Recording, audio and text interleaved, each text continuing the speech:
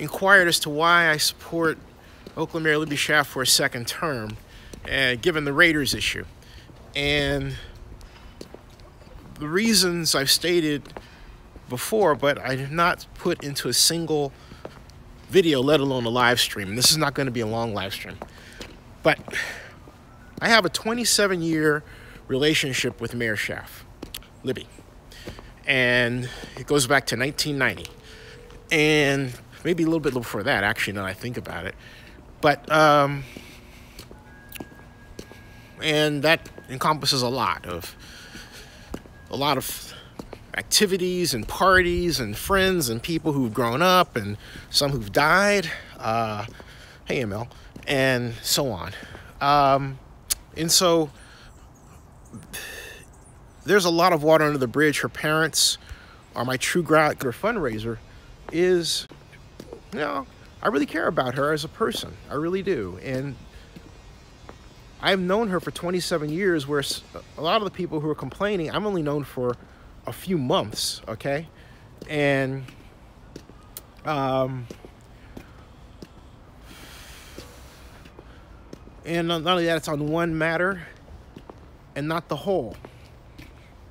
But most important, I have talked to her about the issues that I've raised, and both professional issues and personal ones, about this, and that's still ongoing, okay? There's a lot there. But in May of 2009, I believe it was May 9th, I'm the person who said you should run for mayor, and she said that's a great idea. That's how all this started. And so she ran for city council. She ran for Oakland District 4 council member and won.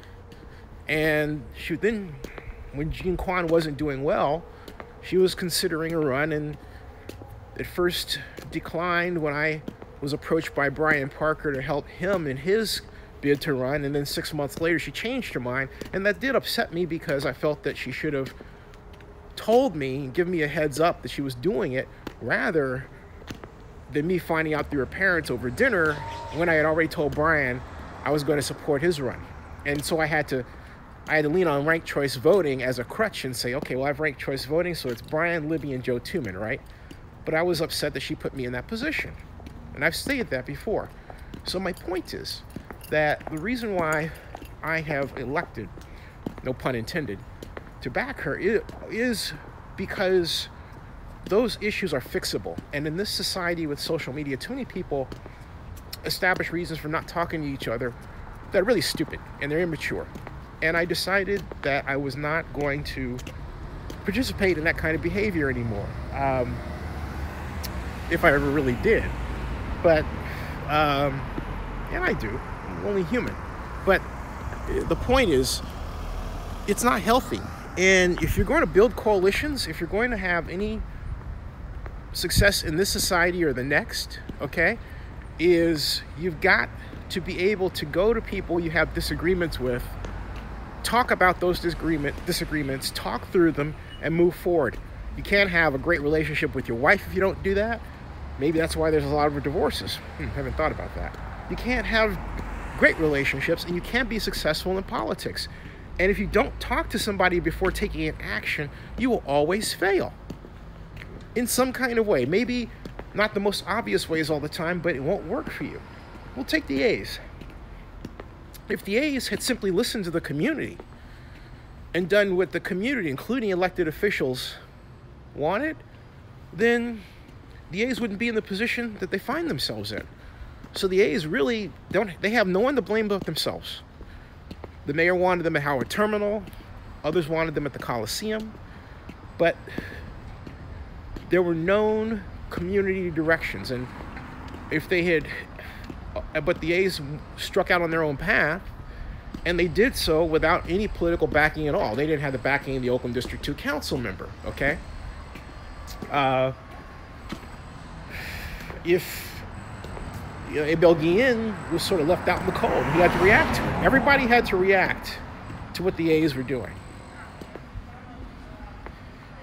You can't build things like that. Everybody has to buy in. Everyone has to sign off on something. For example, this renovation that's going on over here on Bellevue in Oakland here. Someone has to sign off on that, okay? You can't just do things. I didn't have to point. I could have done this, like that renovation right there, okay, with the workers. You can't just do things in this life.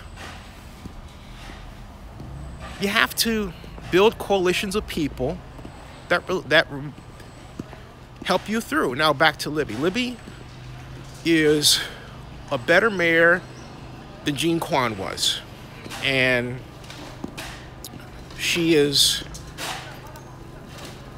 more attentive to the needs of an Oakland that has changed in a way that she didn't anticipate. And what I mean by that is, I could have been mayor, you could have been mayor, anyone around here could have been mayor, and their popularity would have been smashed by the rampant and dramatic and sudden rise in rents around here. This place, in just 4 years, has changed dramatically in terms of rents. I mean, it's outrageous a lot of places. Am I right? So my point is, you know, my point is that impacts everything. It impacts your ability to put food on the table. It impacts your ability to pay bills, and it impacts your ability to just live. And it's going to make you, you know, a bit of a pissed off customer. And we got a lot of pissed off folks around who would like the rent to be less. Oakland is changing dramatically. So the mayor's had to ride that change. She had to ride the ghost ship fire. Now, am I giving a mayor a pass? No, I'm not. Libby has some screw-ups, but she doesn't have the kind of screw-ups that Jean Quan has, okay? And also, here's the other thing. Her screw-ups aside, her screw-ups, when we vote for somebody to be mayor, her screw-ups to a degree become our screw-ups to the degree to which we don't jump in and help. Instead, we've had people say, well, they're going to run. I've said that, okay? But the timing isn't right for me. And it's not right for me because of my obligations to my mom in Georgia. She's by herself. I'm the only child. So for me to run for mayor would be an act of selfishness. The time is just not right for me. It doesn't mean I don't care about Oakland. I can impact Oakland via media, my media company. I can impact Oakland by my relationships, which is why I've chosen to go on the path that I have, all right? But I also love politics, and to be a political person means you have to have a lot of relationships with a lot of people. Some people were upset that when I made the survey, they thought it was against Libby. It wasn't. It was a report card on Libby's performance. Libby can take it, use the results, and improve, all right? And so, and improve, okay? So my point is that she can use those. So my point is that the idea for me, all right, was to fix a relationship that needed to be fixed. Because it's a matter of family. Her parents really are my godparents. I saw them 2 nights ago. I talk to them every week. I talk to them almost as much as I talk to my own mom. Not quite, but I do, okay? So I could not exist with that kind of difference out there. I had to improve it. I had to fix it. That was my decision to do. Now, I say this to anybody else. All of you have been in similar positions and you made the decision. I hope you made the decision to fix it. I hope you did the intelligent decision. I really do, okay? Because if you didn't, it doesn't speak well for you as a person. It doesn't. Now, again, we have a challenging time here. But here's the other problem regarding this challenging time. Oakland, since, I would say, 1998, has had an average of 1 chief administrative officer every 2 years, okay? And before that, it was every 1.77 years, I calculated. Prior to that, we had Henry Gardner as our city manager for 13 years. What does that spell? Stability. The reason why we don't have a contract now is because of the kind of instability the strong mayor system has caused us. Now, what's the strong mayor system? A lot of you don't know, who are watching, don't know what that is. The strong mayor system allows the mayor to hire and fire the police chief, chief administrative officer, basically city staff top level positions, right? That's what it allows. Prior to that, we had council manager form of government, and the city manager did the hiring and firing. You needed 5 votes on the council to get the city manager out of there. Now, all it takes is the mayor to get the city manager out of there. We don't call the city manager the city manager. We call the city manager the chief administrative officer. Big difference. We've had a lot of chief administrative officers. We've had a lot of staff turnover. And what that spells is right now, you have workers without a contract. You have a city that is mismanaged by its structure, that by its structure causes a lack of leadership. People aren't in place long enough, they're not allowed to be in place long enough to really care about the city, to really be unleashed to be leaders. So a large part of the problem we see here is structural. Libby's re-election can fix that because she would be the first second-term mayor since Jerry Brown, and even then maybe better because Jerry checked out, in my view, in his second term. All right, so where we are right now is that we need to right this ship as people, and we have to stop, as Oaklanders, putting it all in the hands of one person. We've got to work together. We've got to establish initiatives. We have to get involved in forming policy. And what I find most troubling is that we don't have a lot of people who are half my age who are really involved in Oakland, okay? And if they are, it's more of a protest group than a coalition group. Now, having said that, I could say this: hey, that's up to me to form one. I formed the Oakland Sports Forum, for example, and I need to revive that, okay? But we each need to do our part to make the city better. We can't make it just about the mayor. And that's why we're in this problem right now. So that's the reason. And I'll follow up on it later, but I wanted to get that out there so that people have some understanding, because some of you were upset that I went to the fundraiser, and I did, and I'm happy that I did so, and I'm happy I contributed. And I support her re-election. Something else, too, about the survey, and I forgot to follow up on that. Some people interpreted the survey, as I said, as hostile to her, and it wasn't. It's not a push poll. Ken Houston and his group helped me a great deal in getting the survey out, but Ken took maybe too much ownership in it and assumed it was more about him. I didn't write the survey at all for Ken Houston. I said to Ken Houston, hey, you know, this is what we're doing. Fantastic, all right? But Ken says he's running for mayor. I don't care if it's Ken. I don't care if it's Ignacio de la Fuente. I don't care if it's anybody else considering running for mayor.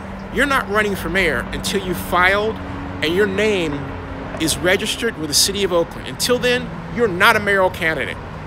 I don't care what anybody says. And Ken has ran before.